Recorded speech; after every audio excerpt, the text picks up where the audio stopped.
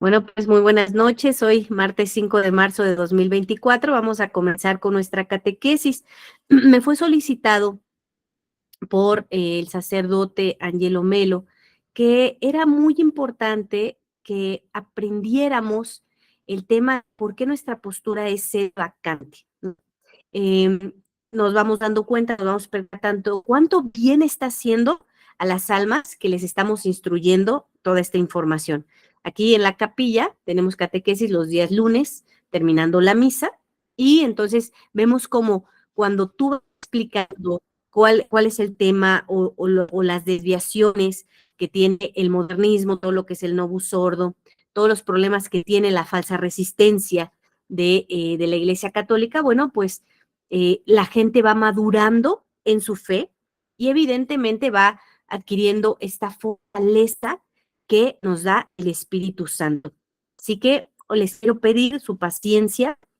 Yo espero que en algún momento podamos retomar este libro que estamos leyendo de la religión demostrada, pero me gustaría adentrarnos en un documento que se llama El grano de incienso, los sedevacantistas y las misas UNACUM, del reverendo padre Anthony Secada. ¿Sí? Me gustaría muchísimo explicarles un poco de este documento, que lo vayamos leyendo juntos y que vayamos comprendiendo cuál es la problemática real de nuestra Iglesia Católica. ¿Sí? Cuando nosotros vamos comprendiendo lo que es la Iglesia Católica, le vamos tomando un inmenso aprecio. Entonces, les voy a platicar y van a ser grabados estos videos para irlos subiendo al canal y que la gente pueda tener material de donde seguirse instruyendo. Entonces, vamos a comenzar. Miren, el grano de incienso. Para empezar, el título nos habla muchísimo. Uh-huh. Fíjense, el título El grano de incienso está relacionado con lo siguiente. Nosotros distribuimos un libro que se llama La gesta de los mártires. Y algo destaca a la iglesia de nuestro Señor Jesucristo es la cantidad de hombres y mujeres que han estado dispuestos a dar su vida entera por nuestro Señor Jesucristo, morir por la doctrina de nuestro Señor Jesucristo. Entonces, hay muchos momentos donde los mártires son capturados y son forzados de distintas maneras a renegar de nuestro Señor Jesucristo, a renegar de que son verdaderos cristianos, ¿cierto? Entonces, hay distintos métodos, ¿no? Se les tortura, obviamente, ¿no? Los mandan a los leones, pero con los más poderosos, con los más fuertes, que sabían que era imposible, ¿no? Imposible doblegarlos, pero querían hacerlo, les pedían que a los dioses paganos al menos les dieran un grano de incienso. Nosotros en nuestra iglesia católica tenemos este incienso que ponemos para que eleve estas oraciones a Dios, ¿verdad? Toda la oración que hacen nuestros sacerdotes, ¿no? Este santo sacrificio de la misa, ¿no? Están elevando la oración a nuestro Dios único. Nosotros sabemos que solo tenemos un Dios, ¿verdad? La Santísima Trinidad, ¿no? Y entonces, cuando querían que un mártir renegara, ¿sí? O alguien que iba a ser mártir cristiano, renegara de su fe, y que era muy fuerte, que era muy determinado, muy decidido, le decían, al menos consciente, poniendo un grano de incienso, porque el incienso viene en grano, a nuestros dioses, ¿no? Y entonces insistían en que fuera casi nada, mira, casi nadie se va a dar cuenta, ¿no? Y ellos no estaban dispuestos ni siquiera a darle un grano de incienso a un dios falso. Prefirieron perder la vida. Fíjense cuán poco les pedían, y los mártires santos sabían que con solo ese grano de incienso perdían la oportunidad, esa posibilidad de encontrarse con Dios en el cielo para toda la eternidad. Ellos no querían fallar en esa manera a nuestro Señor Jesucristo, ¿sí? Entonces, este documento, ¿verdad?, que se llama El Gran Incienso, nos va a explicar la problemática que hay con las misas UNACUM. Oye, Dulce, ¿qué es una misa UNACUM? ¿Sí? Allá vamos a ir, no te vayas a desesperar, vamos a ir para allá. Pero antes de eso, yo he querido y bueno, hemos platicado con su excelencia reverendísima, Monseñor Rodrigo da Silva, de la importancia de comentarle la verdad a la gente, a toda la Iglesia Católica, no solamente a los tradicionales, sino a todo mundo. Entonces, él precisamente me sugirió pues que platiquemos de este documento, ¿sí? Y que platiquemos desde varias perspectivas. Entonces, probablemente hoy no vamos a ir completamente al documento, pero vamos a ir hablando de esto. Primero, el modernismo, la Novus Sordo. Esto va para gente que ahorita va a ver este video y dice, yo estoy yendo a mi parroquia de la esquina, que es Novus Sordo. ¿Cómo sabes que es Novus Ordo? Porque el altar está volteado, no está hacia el santo sacrificio, hacia Dios, como la misa tradicional, ¿sí? Y hay varios gestos, ¿no? No es en latín, aunque no con ser en latín no es modernista, pero vamos a ir entrando en detalles, no te quiero confundir. Pero tú eres la típica persona que va con el sacerdote, ¿no? Donde parece una misa, pues, protestante, ecuménica, ¿sí? Donde te obligan a comulgar en la mano, donde no hay respeto en el caso de la modestia, en la vestimenta, ni de hombres ni de mujeres, en donde tú puedes llegar tardísimo, de todas maneras, ¿no? Te dejan comulgar, en donde a veces te hablan de la confesión, pero a veces no, donde nunca te hablan del infierno, del purgatorio, donde te dicen que Dios es misericordioso, que Dios perdona todo, que Dios no castiga. Y bueno, básicamente el Novus Sordo es todas estas misas nuevas, una misa moderna, una misa humana, una misa inventada, fabricada por Pablo VI, por Montini, ¿verdad?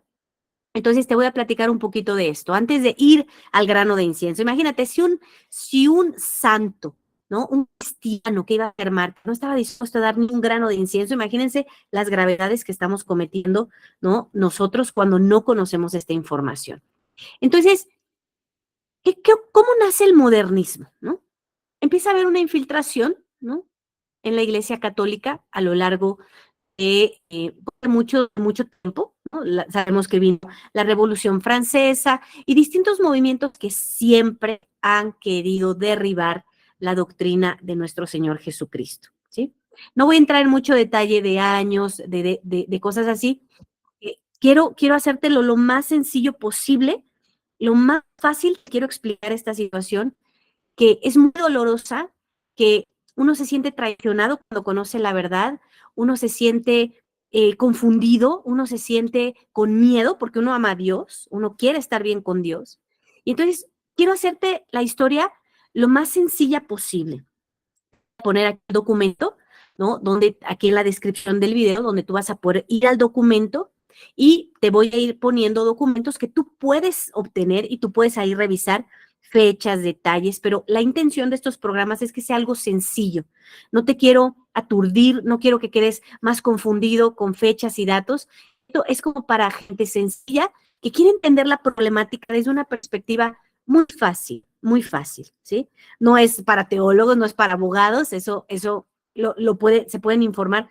Con todos estos documentos están todas las referencias que hizo el reverendo padre Antonio Secada para dar toda esta información, las pueden consultar ahí. Pero básicamente te voy a explicar, hay una infiltración en la Iglesia Católica, sabemos que los enemigos de Cristo, ¿no? Son los judíos, existen desde siempre, ¿no? Lo calumniaron desde que, ¿no? Hablaron de querer hacer este engaño cuando Él resucita, ¿sí? Y que es muy conocido, ¿sí? De estas dinero que pagan, ¿verdad? Para distorsionar la historia de nuestro Señor Jesucristo y que los judíos nunca quieren admitir que nuestro Señor Jesucristo es Rey del cielo y de la tierra. Entonces, pues los enemigos de la iglesia siempre la han perseguido, ha habido distintas guerras santas, etcétera. En los últimos años vamos a hablar de 1958, ¿no? Vamos a ir, por ejemplo, con un Papa Pío X, que combatió durísimo todos estos temas, ¿no? Papa Pío X es del tiempo de más o menos de 1835, es cuando él nace, y él fallece en 1900. XIV. Entonces, para que tú te estés dando una idea de en qué tiempo estamos, ¿no? Entonces, el Papa Pío X hace una guerra contra todos los que se habían infiltrado en seminarios, ¿sí? En seminarios se habían infiltrado ideas muy liberales, ideas comunistas, y también testimonios de una mujer, por ejemplo, que no recuerdo ahorita su nombre, lo voy a investigar y te lo voy a decir la próxima ocasión, pero esta mujer en un libro, ella se convierte y entonces dice que ella, solamente ella, ha infiltrado más de 10,000 comunistas en seminarios. Entonces, Pío X se da la tarea de cerrar inclusive seminarios completos donde se veía una gran contaminación de comunistas. ¿Quiénes son los comunistas? Bueno, pues son personas anticristianas, totalmente, ¿no? Creen solamente en el Estado como una religión, creen que Dios es su enemigo y que Dios no tiene nada que hacer en las leyes y no tiene que estar gobernando a las personas. Evidentemente, sabemos que quien nos debe gobernar, o los católicos, queremos ser gobernados por Cristo. Queremos que Él sea el que reine, ¿verdad? Entonces, bueno, esto es básicamente el comunismo, ¿no? Con muchas, ¿no? Cosas profundas, pero vamos a dejarlo sencillo. Entonces, se empiezan a infiltrar dentro de la Iglesia Católica y empiezan a ocupar cada vez puestos, ¿no? De mayor poder, ¿sí? Voy a dar un brinco. En 1958 sube Juan XXIII, ya un papa totalmente liberal, totalmente comunista, y entonces llama a un concilio que se llama Concilio Vaticano II. El Concilio Vaticano II es un concilio falso, es un concilio que destruye completamente la doctrina de nuestro Señor Jesucristo, que durante años se ha venido, ha sido una doctrina verdadera, una doctrina divina, una doctrina que instituye nuestro Señor Jesucristo, que predica a Él y que da la autoridad a San Pedro, da la autoridad a sus apóstoles de propagar esa doctrina. Entonces, nuestro Señor Jesucristo, junto con su Iglesia Católica, que justamente ayer en el libro de la religión demostrada, que es un libro también muy bueno, que también distribuimos para quien esté interesado, aquí en la descripción del video te dejo los datos de donde puedes contactarnos, ahí habla precisamente de cómo nuestro Señor Jesucristo en su iglesia, o su iglesia es una manifestación viva, ¿verdad? De lo que es nuestro Señor Jesucristo, lo deja a su iglesia católica. Entonces, ¿la iglesia qué hace? Guardar el depósito de la fe. No la cambia, la resguarda. ¿Sí? Entonces, nuestro Señor Jesucristo la da, la reciben los apóstoles y ellos se encargan de ser los cuidadores de esta fe. Durante siglos y siglos la han resguardado, la han manifestado tal cual se les fue indicado. Entonces, viene Juan XXIII a través de este concilio, un concilio ecuménico, es decir, que está precedido por muchas religiones, ¿sí? Entonces, hay protestantes, sabemos que el protestantismo es algo muy grave porque es un pecado de apostasía, es decir, yo decido interpretar la fe como yo quiero. Y bueno, sabemos que estos hombres, Lutero, ellos, uno de ellos, ¿verdad? De entre tantos, comienza con esta ruptura con la Iglesia Católica. Y entonces él dice, yo me rompo con la Iglesia Católica y yo decido decir cómo voy a interpretar las Sagradas Escrituras, ¿sí? Y entonces abandona, por ejemplo, la Sagrada Eucaristía, ¿no? Abandona los sacramentos y entonces pues hace su propia religión. Y sabemos que solamente somos salvos dentro de la Iglesia Católica, nada más. Fuera de la Iglesia Católica no hay salvación, porque nos lo dijo nuestro Señor Jesucristo. Ustedes vayan y prediquen el Evangelio, ¿no? Vayan y bauticen. El que se bautice será salvo, el que no se bautice será condenado. Así de claro. Entonces empieza este concilio y dentro de este concilio hay unos obispos, ¿verdad?, que no están de acuerdo con esto que está ocurriendo. Por ejemplo, Monseñor Marcel Lefebvre, por ejemplo, Monseñor TUC, por ejemplo, Monseñor Castro Mayer, ¿no? De Brasil. Entonces, hay unos obispos que no están de acuerdo, saben que esto es una destrucción de los ritos y saben que no pueden ser destruidos, que la misa ha sido siempre la misma, que los ritos siempre han sido los mismos y que no pueden ser cambiados de ninguna manera. Entonces, se lleva a cabo este concilio, se impone el concilio y entonces Pablo VI hace cambios en los ritos, ¿sí? Hace cambios muy graves, muy, muy graves. Vamos a hablar de esos cambios con mucha precisión. Ahorita es una introducción nada más. Vamos a hablar de esos cambios muy, muy, con mucha, mucha, mucha precisión. ¿Qué fue lo que se modificó? Pero básicamente ahorita para que lo comprendas, el rito del bautizo permanece con lo esencial, por eso es que sí estamos bautizados, pero retiran oraciones, exorcismos, por ejemplo. En el caso de las ordenaciones sacerdotales, es cambiado el rito de la ordenación sacerdotal. En el caso de la consagración de los obispos, también es cambiado el rito, dejándolo a tal grado como los anglicanos, ¿sí? Y por eso los anglicanos dejaron de ser católicos. También vamos a hablar de ese tema con mucha precisión. Entonces, prácticamente cambian estos ritos que son muy importantes, porque si tú cambias un rito de una consagración de un obispo, al cambiar, al modificar, ya sea la materia, ya sea la forma, ya sea la intención, vamos a hablar de eso más adelante, entonces no se produce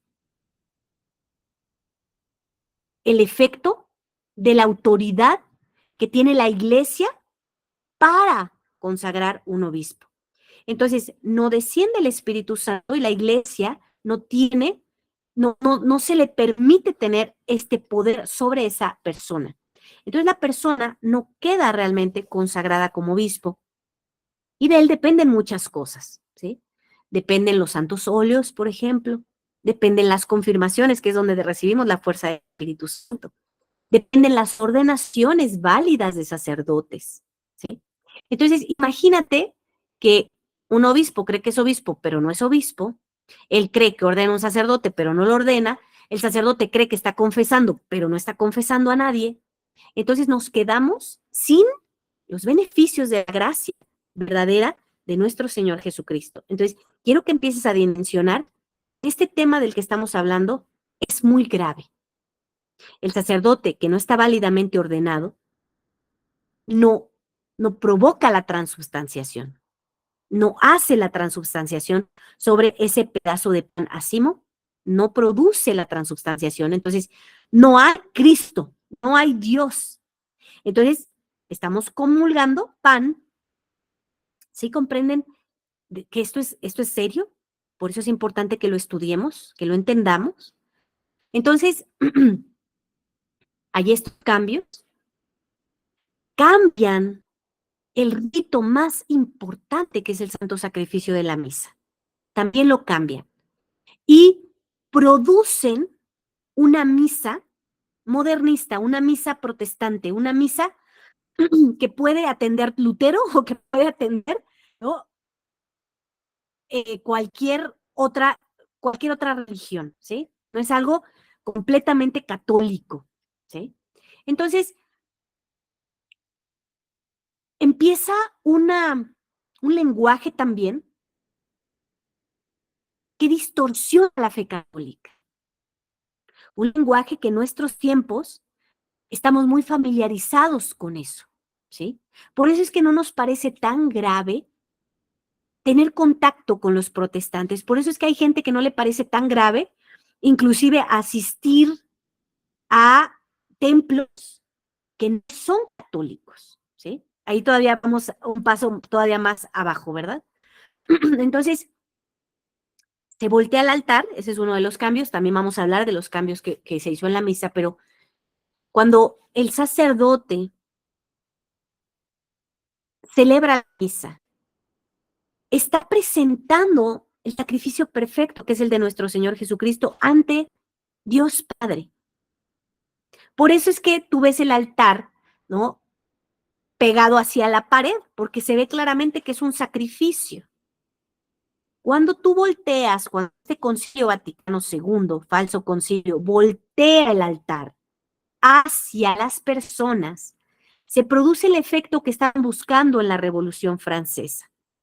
No ver más a Dios, que no fueras Dios el centro de nuestra vida, que no fuera Dios la prioridad de nuestra vida, sino el hombre. De hecho, en la Revolución Francesa, uno de los muchos cambios que hicieron los gobernantes fue un credo completamente humano. Si ya no era creo en Dios todopoderoso, sino creo en un Estado todopoderoso. Y obviamente esto siempre viene con un engaño, ¿no? Que ahora sí el hombre, ¿no? De verdad sería libre, ¿no? Sería, su lema era fraternidad, libertad e igualdad. Ahora sí habría verdadera fraternidad porque te dejaban incurrir en pecado. Ahora sí habría verdadera libertad porque la iglesia no tiene autoridad para decirnos qué hacer. Obviamente esto es demoníaco, porque claro que tiene toda la autoridad de decirnos qué hacer. Y igualdad, ¿no? No habrá estos, ¿no? Como personas pecadoras, ¿no? Ahora todos somos iguales y no hay por qué recibir estos casos porque somos pecadores, ¿cierto? Entonces, es totalmente demoníaco porque sabemos que esto no es verdad. Solo la doctrina de Cristo nos saca de la esclavitud. Uh-huh. Solamente la doctrina de Cristo nos puede enseñar y ayudar a amar verdaderamente a nuestros hermanos.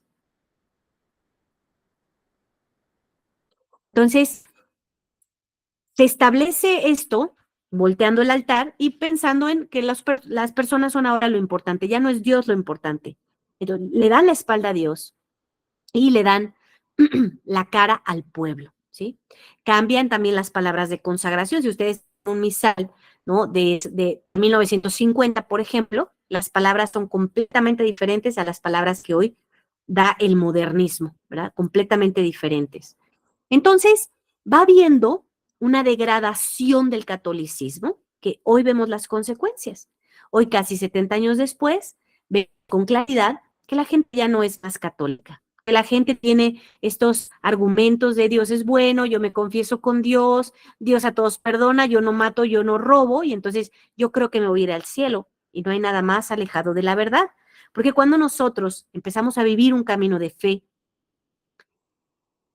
estamos verdaderamente a conocer lo que es la semejanza de Cristo. Entonces te lo voy a tratar de explicar así muy sencillo. Dios nos va a juzgar por lo que no alcanzamos a lograr. Es decir, Él nos puso una perfección. Él dijo, quiero que sean perfectos como mi Padre es perfecto, ¿cierto? Y nos dejó todos los medios para conseguirlo, todos. Y nosotros tenemos que llegar aquí. Cuando nosotros no comemos y bebemos su sangre, evidentemente no lo podemos lograr. Entonces, tú vas a llegar aquí y Dios te va a decir, ¿por qué no llegaste aquí? ¿Qué hiciste con los talentos que te di? ¿Recuerdan aquella parábola de los talentos de este rey que deja administradores y que les pide, ¿no? Después les pide cuentas y hay un administrador que le dieron 5 y le dice que le da 10. Entonces le dice, ¿no? Siervo bueno, pasa a gozar de la presencia de tu Señor, ¿sí? Después viene el segundo que le dio 3 y le entrega 6, también está contento con él. Después hay uno que tuvo mucho miedo y que creía que no tenía derecho Dios a juzgarlo. Y entonces, bueno, este rey, entonces, ¿qué hace? Entierra ese talento y entonces le entrega el mismo talento y le dice, siervo malo y perezoso, al menos debías haberlo puesto en el banco para yo recibir intereses. Pero como lo escondió, se le quita y se lo da al que más tiene, ¿cierto? Entonces, nosotros vamos a ser juzgados por esta perfección que no alcanzamos. Entonces, imagínate si la única forma que hay es comulgando a Cristo. El que come mi carne y bebe mi sangre tendrá vida eterna. El que no come mi carne y no bebe mi sangre no tendrá vida eterna. ¿Por qué? Porque quedas completamente indefenso ante el pecado del mundo, ante las tentaciones del demonio, ante tu inclinación al mal, concupiscencia, ¿sí? Entonces, al cambiar el rito del santo sacrificio de la misa, le quitaron completamente la fuerza. Ahora, cambian los ritos de las ordenaciones sacerdotales, entonces imagínate, se está haciendo un rito que ofende a Dios. Después, que es el santo sacrificio de la misa moderno, que es una falsa misa, ¿sí? Luego, encima de todo, hay falsos sacerdotes. No están ordenados válidamente. A partir del año 1969, se aprueba este cambio en los ritos. Entonces, a partir del año 70, donde esto se empieza a aplicar, ya no hay rito, ya no hay misa, ya no hay ordenaciones sacerdotales verdaderas.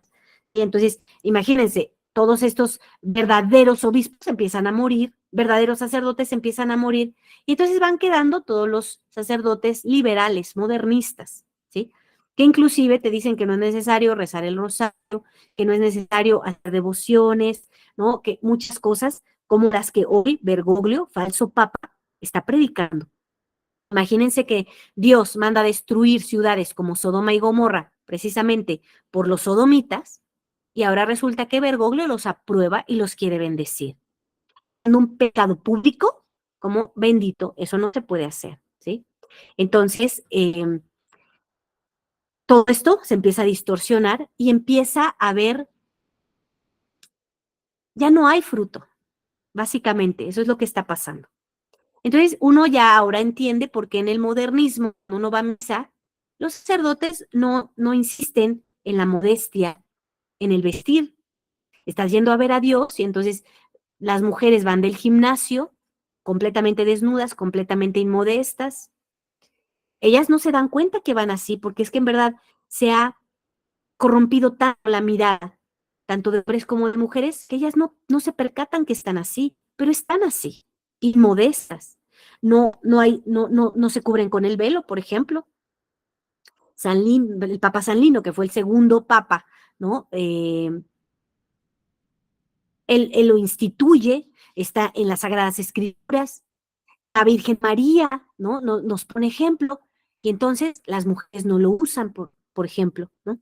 Y bueno, ese será otro tema de otro momento, pero cuando tú sabes que el santo sacrificio es la pasión de nuestro Señor Jesucristo, su crucifixión y su muerte, estamos allí en Getsemaní con Él, y entonces tú estás preocupada por cómo luce tu apariencia, y está un hombre mirándote, pues obviamente eso ofende gravemente a Dios, ¿sí? Entonces, cuando vemos que hay sacerdotes que te obligan a comulgar en la mano por probable contagio, imagínate qué ofensivo es para Dios Padre que creas que eso puede pasar con tu hijo, pero además es gravísimo que toques al Señor. No podemos hacerlo. Solamente las manos consagradas sacerdotales pueden tocar a nuestro Señor Jesucristo, ¿sí? Entonces, imagínate todo lo que quiso hacer este falso concilio, quitar la autoridad del sacerdote. Por eso es muy importante que nosotros defendamos la autoridad del sacerdote, los amemos y los respetemos siempre y en todo momento, ¿sí? Obviamente, los verdaderos sacerdotes, los legítimos, sucesores de los apóstoles, no a cualquiera. Tú puedes tener mucho vínculo con algún falso sacerdote, ¿sí? Que no está válidamente ordenado. Si fue ordenado después del 69, es un falso sacerdote, ¿sí? Entonces, ellos pueden tener muy buena intención, pueden tener recta intención, hay algunos conservadores, pero no están válidamente ordenados. Ahora, hay una solución para ellos. Pueden acudir y buscar a los obispos tradicionales, verdaderos, legítimos, ¿sí? Y ordenarse sacerdotes. Entonces, todo esto es cambiable, todo esto lo está permitiendo Dios para que el rebaño fiel se dé cuenta de la verdad, ¿sí? Entonces, no pretende que esta información sea ofensiva, pretende que abramos los ojos, nos demos cuenta de la verdad y podamos comulgar verdaderamente a nuestro Señor Jesucristo. Podamos recibir confirmaciones verdaderas con la fuerza del Espíritu Santo. Entonces, podamos recibir verdadera doctrina. Entonces, hay todas estas situaciones, ¿no? Entonces, uno logra comprender por qué hay tantas fallas en el modernismo. Yo alguna vez me escandalicé muchísimo porque un sacerdote con tan solo 40 años nos pedía que por favor comulgáramos de pie y en la mano, porque es que él tenía 40 años y entonces al agacharse ya le dolía la espalda.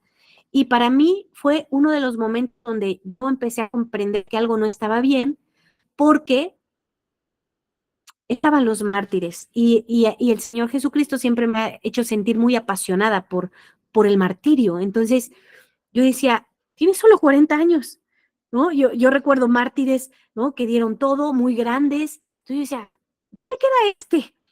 Un falso sacerdote, evidentemente, no tiene la fuerza, no tiene la fuerza de la Iglesia católica, no tiene la fuerza de Cristo, no está dispuesto a morir por él. Entonces, bueno, y este tipo de cosas, ¿no? Entonces, en el modernismo no hay nada, no hay nada. Apenas en el canal tuvimos la oportunidad de poner un comunicado de Monseñor Pierre Roy donde habla de eso, ¿sí? Entonces, tú tienes que abrir los ojos y tienes que darte cuenta, porque el seguir unido a este falso Concilio Vaticano II, aceptar todo lo que aprobó, es ir contra Cristo. Nosotros tenemos una postura sede vacante y de la cual me siento muy agradecida con el Señor porque es la postura que a mí me ayuda a mantenerme católica verdaderamente. Me ayuda a honrar a nuestro Señor Jesucristo, a ser modesta, a practicar las virtudes, a confesarme constantemente porque uno en verdad que hay con frecuencia. Entonces, a buscar la perfección, que es posible y que tantos y tantos santos lo han predicado, como San Alfonso María de Ligorio, como Santa Teresa de Ávila, como San Juan de la Cruz, como Santa Teresa del Niño Jesús, y bueno, va a ser una lista interminable. Ahora, yo te recomiendo muchísimo, haciendo eco a nuestro buen pastor, ¿verdad? Monseñor Rodrigo da Silva, de leer, de tener tu propia biblioteca, pero verdadera, no modernista, ¿sí? Verdadera. Nosotros tenemos muchos libros que son muy, muy buenos. Entonces te va a ayudar. Entonces, cuando tú vas leyendo cosas verdaderas que apoyan nuestra doctrina católica, pues entonces tú evidentemente tienes mucha más facilidad para adquirir este conocimiento y para adquirir la seguridad de lo que estás viviendo y que nadie te arrebate tu fe, especialmente tú por quedarte ignorante. ¿Sí?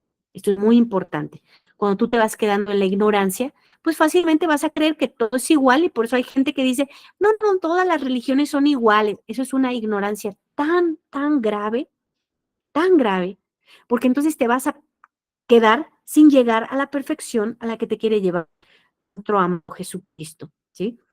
Entonces, hay estas fallas en el modernismo y mañana vamos a adentrarnos en lo que es la misa unacum para que, bueno, de entrada te estás dando cuenta, pues que en el modernismo hay un grave problema, ¿sí? Un grave problema. Te aconsejo mirar las catequesis que están también en este canal, Misa de la Sagrada Familia. Tú puedes ver cómo se responden preguntas que llegamos a tener con tanta claridad. Entonces, es importante que tú te vayas instruyendo. Les agradecemos muchísimo por estar mirando estas catequesis que te sean de utilidad. El día de mañana vamos a continuar. Nosotros nos reunimos por un enlace. Si tú quieres unirte, aquí en la descripción del video te dejo el grupo, se llama Santidad en Camino, y ahí publicamos el enlace donde tú te puedes conectar de lunes a jueves a las 8 de la noche si quieres estar en vivo, y si no, puedes ver estos videos grabados. Vamos a terminar con oración.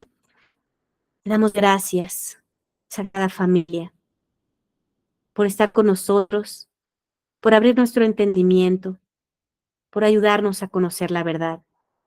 Sabemos que no es una verdad fácil de entender, pero una vez entendida, es un inmenso alivio para nuestra alma poder estar viviendo este camino hacia el cielo.